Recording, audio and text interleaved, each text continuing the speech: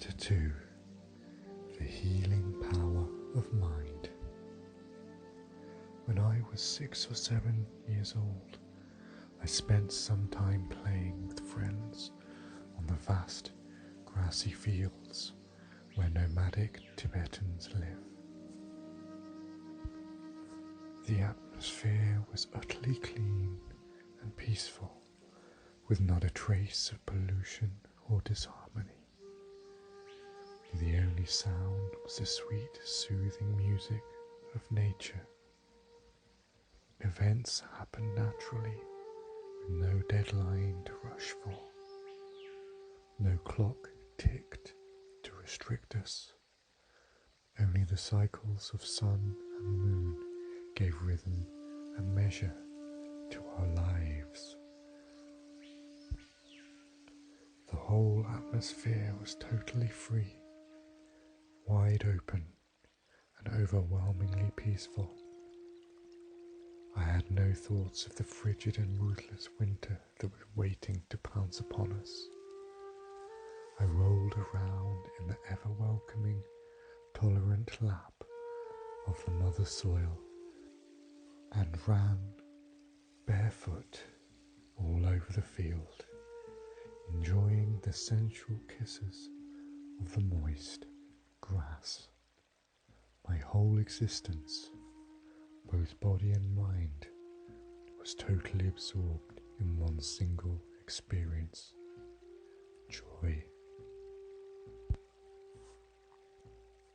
If only we could see how mental grasping causes our troubles. When we tighten our grip on self, our physical, mental and spiritual pain only grows. In our confusion, we grasp ever tighter and tighter, setting in motion the cycle of suffering that characterizes the world of samsara. Even when we are enjoying ourselves, pain can come at any moment, and so we often cling tightly to what we have, for fear of the possibility of loss.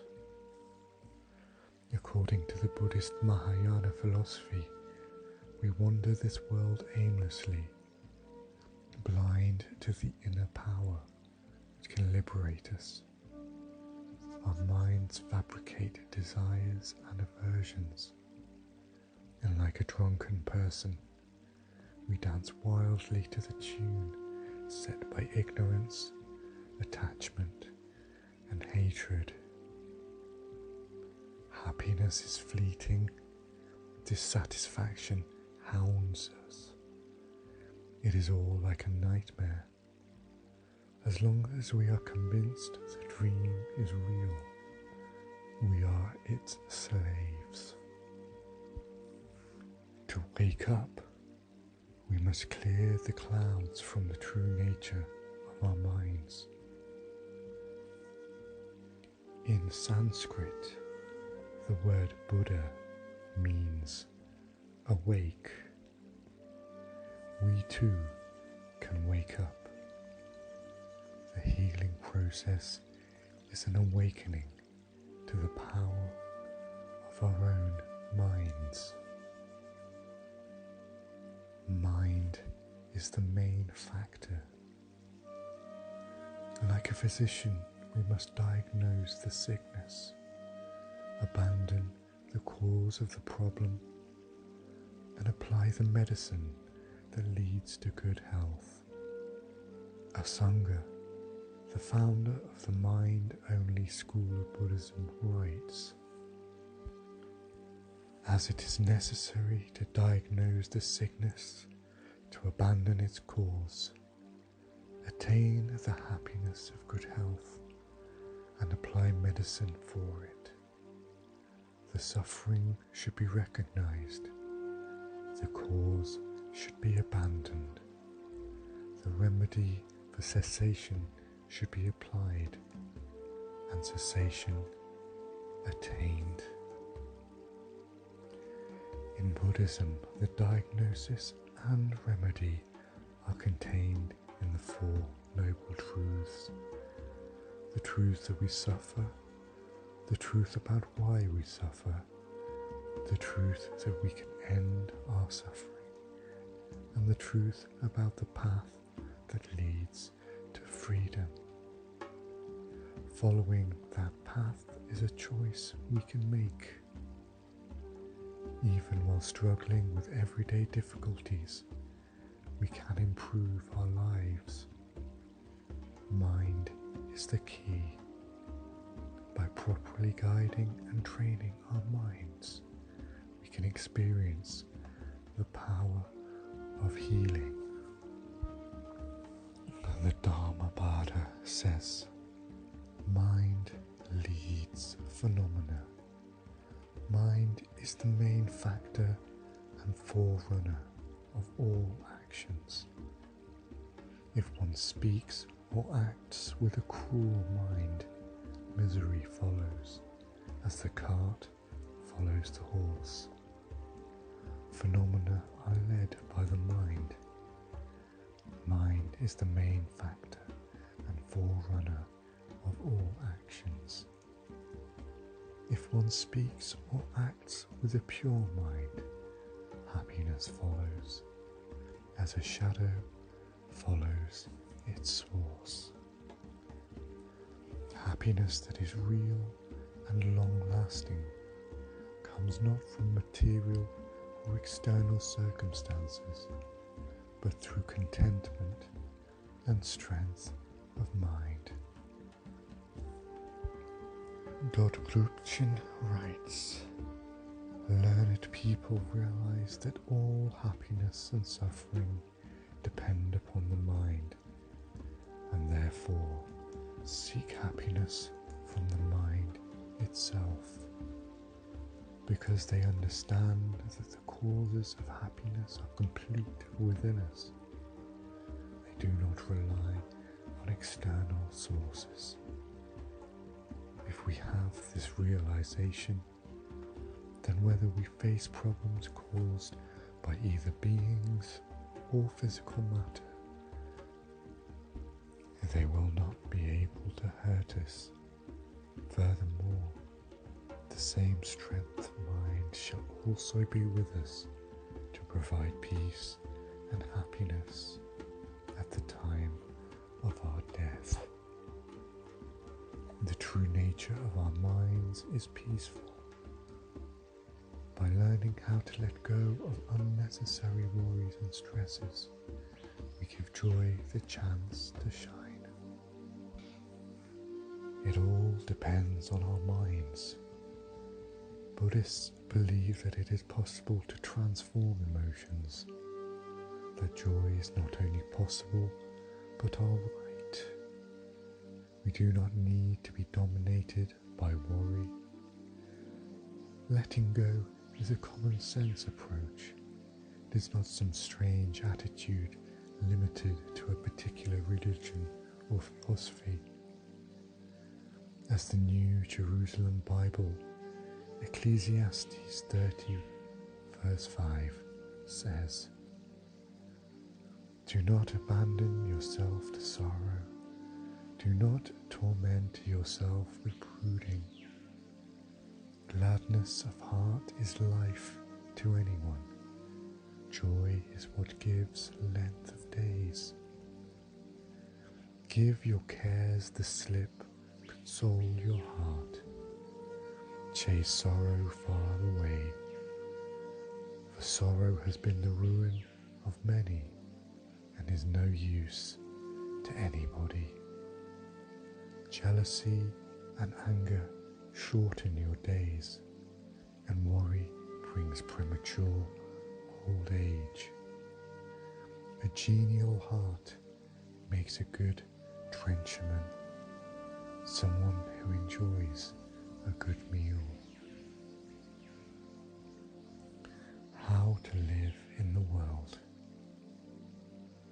Some people think Buddhism is a religion for people who want to reach a state of bliss and then disappear to some kind of non-existence away from other people. that is not at all an accurate picture of Buddhism. Buddhists believe in participating fully in life. The path of healing does not exclude problems and difficulties. In fact, it embraces them as a means of realizing our true nature. We can take a practical approach to problems that appear to be totally negative. If we are in a stressful situation, we should recognize and make peace with it, thinking it's bad, but it is okay. If we do not become hysterical over the situation, stringing together a chain of negative perceptions about it, its impact will wear out. For like everything in life, this situation is impermanent and will change sooner or later. Knowing this, we can calmly take the next step toward healing, with a confident feeling that external situations cannot overpower our inner wisdom. In the Buddhist view, emotions ultimately are neither good nor bad. We should accept and welcome all our feelings. At the same time, we need not be ruled by wild or destructive emotions. If we are vulnerable to cravings, attachments, confusion or hatred, it is better to think about what is right for me to do rather than what I want to do. As we enter the path of healing, we should strengthen our intentions. We should let our minds guide our emotions. If we rely on anything outside ourselves as the ultimate source of satisfaction, we will feel like we are riding on a roller coaster of gratification and dissatisfaction. Grasping leaves us at the mercy of the ever-turning wheel of samsara, the passing world of pain and pleasure. When we let go of self and find our true, peaceful center, we see that it is not so necessary to cling to the concepts of good and bad, happy and sad, this and that, me and them. Many religions and philosophies advise against identifying too strongly with the self.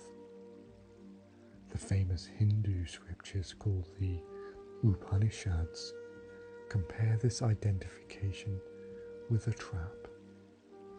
In thinking, this is I and that is mine, one binds with his self as does a bird with a snare. Taking care of our true needs and those of others is the way to find peace.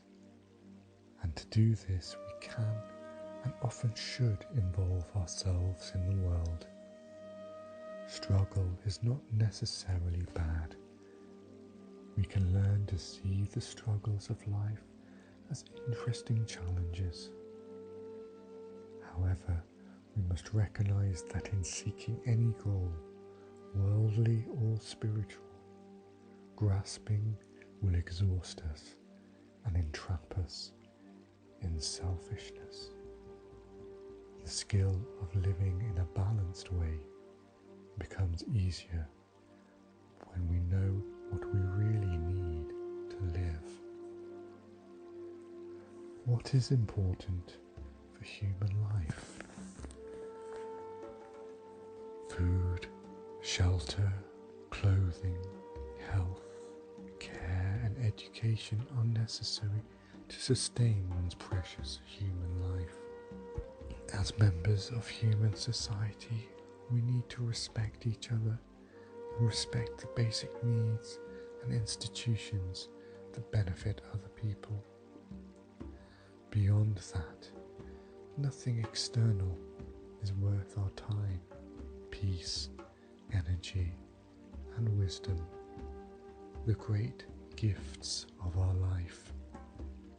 The other commodities of living are mostly tools to satisfy our craving mind, worship and polish our ego, and tighten our grasping. As we accumulate mundane pleasures, our craving to race after more is aggravated. The Lalita Vistara Sutra advises, your enjoyment of the pleasures of desire, like drinking salt water, will never bring satisfaction. Rich and poor alike suffer because of the external worries related to desire. Even millionaires suffer from anger, despair, depression. They enjoy little true rest and peace, but only worry about losing what they have or getting what they do not have. They cannot enjoy who they are, but live only for what they are attracted to or enslaved by. It is not that making money in itself causes suffering, but handing over one's life to the tyranny of external possessions is the killer of peace and joy. Despite the progress and material development of modern civilization, many people are derailed from a meaningful life. Whether rich or poor, or comfortably in between, we must be careful not to cherish material pleasures at the cost of our own true nature. If we spend our energies only thinking about mundane things and how to win more of them, better food, a bigger house, more money, fame and recognition, whatever is outside ourselves, we lose what is most valuable. We focus our attention on everything that is far from ourselves. The further from our true selves, the more important we think it is. We value our possessions and bodies above our minds, our appearance above our health, our careers above our home life. We identify with the body and view our mind merely as the body's tool, the fungus on the brain, as someone once jokingly described it. We cut ourselves off from the true source of happiness. We accumulate possessions for our homes, but do not take care of our minds and bodies. Although the most important conditions for a home life are a happy mind and a healthy body. Although we may say, I want to be peaceful and strong, we actually value and are rewarded for being aggressive in order to earn our material needs rather than being balanced or peaceful in order to nourish our inner strength. We spend more time and energy on our career than on building a home life with a family, although we claim to be working in order to have a happy home. We live like honeybees who usually dedicate their entire lives to collecting honey, but then, at the end, give it all up to somebody else who receives the fruit of their lifelong labor. We put our precious lives at risk in order to make money, so that we end up drinking to alleviate the pressure of work or getting sick with ulcers. Money has become the master, meaning an ultimate goal for so many people. If we try to work on our minds to improve our attitudes and qualities, modern society labels us selfish, impractical, and lazy. Materially productive people are praised highly, but not seekers of the spiritual path. If we stay at home, caring for the center and sanctuary of life, people treat us as incapable, unprofessional, and unskilled. The home has been reduced to a motel, a place to break for the night. We have to give up some things in order to get others. How can we think of losing our precious peaceful center and the joyous life that naturally radiates from it in order to experience a life full of problems? It seems that now not only everyday people, but even spiritual masters feel forced to pursue modern, materialistic culture. I'm not suggesting that we can or should ignore the system of modern life. We cannot survive without the satisfaction of basic needs, and it is important for us to be practical and respect popular views.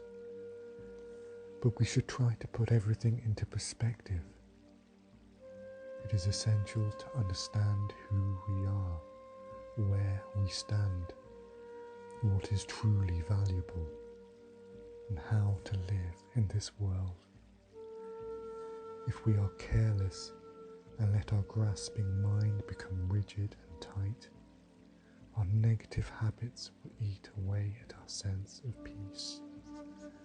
The Udana Varga says, "From iron appears rust, and rust eats the iron." Likewise, the careless actions that we perform due to karma lead us to hellish lives. I caught sight of an old monk with a big face and small, shining eyes, probably in his late 70s or early 80s.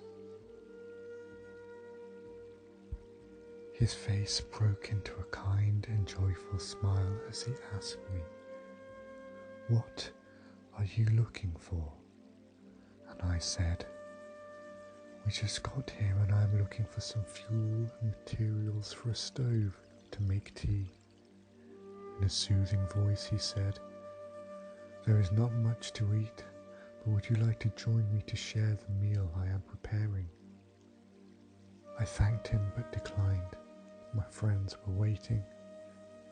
Then he said, "Then wait a minute. I will finish cooking and you can borrow my stove. There is still enough charcoal in it for you to make tea." I was stunned by what I saw. He was very old, and it seemed as if he could be having a hard time taking care of himself. Nevertheless, his tiny eyes were full of kindness. His graceful and dignified features were full of joy. His open heart was full of eagerness to share, and his mind was peaceful. He was talking to me as an old friend, although we had just seen me for the first time. A kind of tingling sensation of happiness, peace, joy, and amazement went through my body. I felt that because of his mental nature and spiritual strength, he shone as one of the richest and happiest people in the world. Yet in terms of the materialistic world, he was homeless, jobless, and hopeless. He had no savings, no income, no family support, no social benefits, no government support, no country, no future. Above all, as a person who was a refugee in a foreign country, he could hardly even communicate with the local people. Even today, when I remember him, I can't help but shake my head in amazement and celebrate in my heart for what he was. I would like to add that he is not the only person of that nature I have seen. There are many simple but great beings setting out on the healing path, relaxing our hold on self brings us peace of mind, and with that, nothing can harm us. Even if we suffer, the right attitude will help us carry our emotions more lightly. To benefit from meditation techniques aimed at strengthening our mind right from the start, it is important to hear what is taught without preconceptions and judgments. If we find something that is understandable and sensible for our needs, we should direct all our feeling and intention into putting the technique into practice without hesitation, expectation, or doubt. Belief is a powerful healing agent. Simply by opening our minds, we may be surprised by our own inner strength.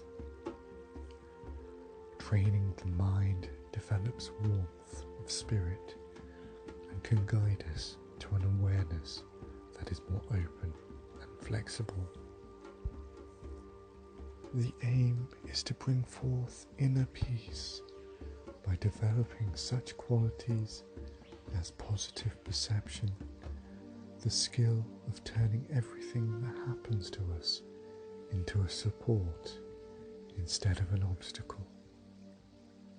Another important quality is devotion, which is necessary in any spiritual practice, but it does not need to be taken in a religious sense.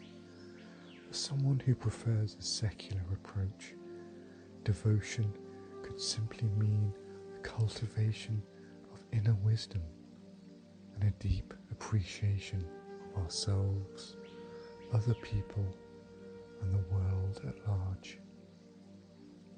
Prayer is the way a spiritual person has of channeling energy into devotional expression rather than wasting it in aimless chatter. The secular version of prayer is to express our happy and joyous feelings in our own words, which we can say silently or even out loud. For Mahayana Buddhists who are interested in transforming problems and dissolving self, compassion is considered an especially healing tool. When we reach out to others, the rigidity of self begins to soften.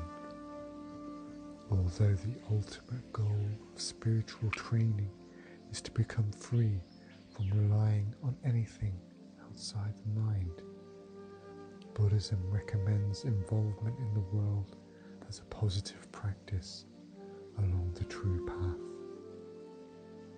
This could include serving others or creating organizations and institutions to help others. Why we are suffering. Our minds create the experience of both happiness and suffering, and the ability to find peace lies within us. In its true nature, the mind is peaceful and enlightened. Anyone who understands this is already on the path to wisdom. Buddhism is centered on the principle of two truths, absolute truth and the relative truth. The absolute is that the true nature of our minds and of the universe is enlightened, peaceful, and perfect. By the true nature of the mind, Nyingma Buddhism means the union of awareness and openness. The relative or conventional truth is that the whole spectrum of ordinary life, the passing, impermanent, earthly life of birth and death that the Buddhists call samsara, the world is experienced as a place of suffering, ceaseless change and delusion. For the face of the true nature has been obscured by our mental habits and emotional afflictions rooted in our grasping at self. In Western thought, self usually means personhood or the ego consciousness of I, me and mine. Buddhism includes this meaning of self, but also includes self as any phenomenon or object, anything at all that we might grasp at, as if it were a truly existing entity. It could be the self of another person, the self of a table, the self of money, or the self of an idea.